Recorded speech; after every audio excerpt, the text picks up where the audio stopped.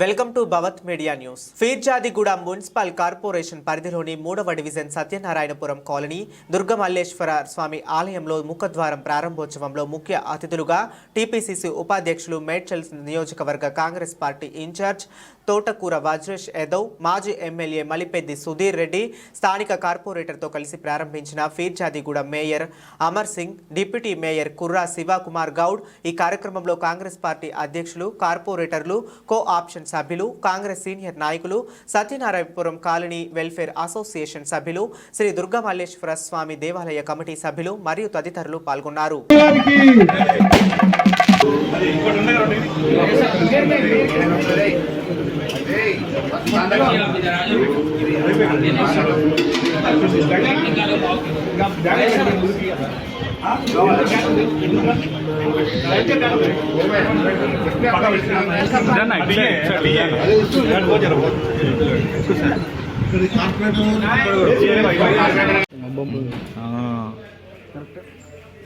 అంటే లెన్స్ పోతా ఉంటాయి అన్నమాట తొందరగా.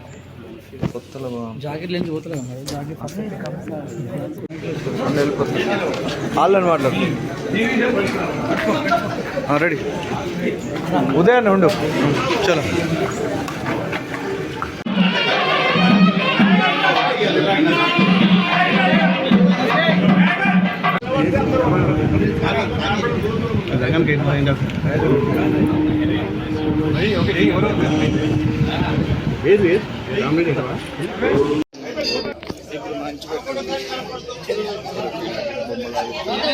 అన్న రెడీ.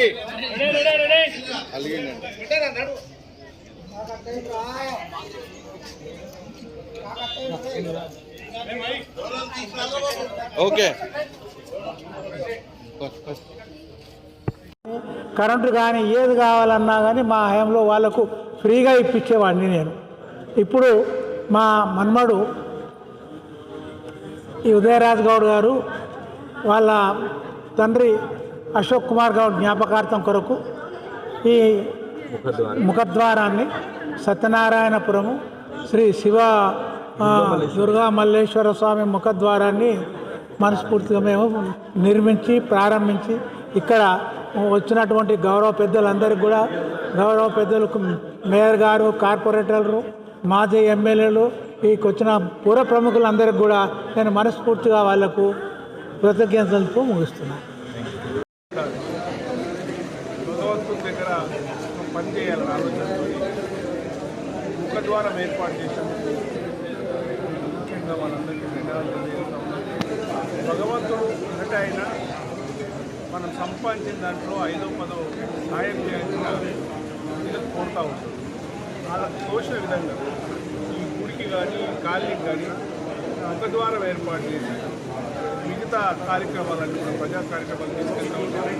ఇదే యువకుడు రాబోయే రోజుల్లో బ్రహ్మాండంగా అతను ఈ ప్రాంతంలో తాత పేరు కానీ నాయన పేరు కానీ నిలబెట్టాల్సిన కోరుతూ ఇలాంటి కార్యక్రమాలు ఇంకెన్నో చేయాలి, మనకు బాధ్యత ఉంది. కనుక ఈ కార్యక్రమానికి పెద్దలు సుధీర్ రెడ్డి గారు, ప్రాంత మేయరు అమర్ సింగ్ గారు, డిప్యూటీ మేయరు శివకుమార్ గారు, అదేవిధంగా మహేష్ గౌడ్ గారు, మిగతా పార్టీ అధ్యక్షులు రవి గారు, మిగతా కార్పొరేటర్ అందరూ 25 స్థానికంగా ఉన్నటువంటి కార్పొరేటర్ అందరూ వచ్చి దాన్ని వినియోగం చేశారు. ఈ ప్రాంతంలో ఉన్నటువంటి సమస్యలంతా తీర్చాల్సిన బాధ్యత ఈ ప్రాంతంలో ఉండే వాళ్ళకు ఉంది. కనుక ఖచ్చితంగా ఈ భగవంతుని కోరుతా ఉన్నాను. ఖచ్చితంగా రాబోయే రోజులలో ఇది పెద్ద కాలనీ, దాదాపు 300 పైచిలకు ఎకరాలు ఉంటుంది.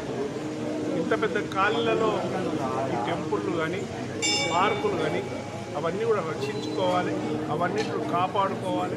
ఎక్కడ ఏం జరిగినా ఉదయ్కి చెప్తా ఉన్నాను నేను, ఈ ప్రాంతంలో నీ తాత పేరు నిలబడాలండి.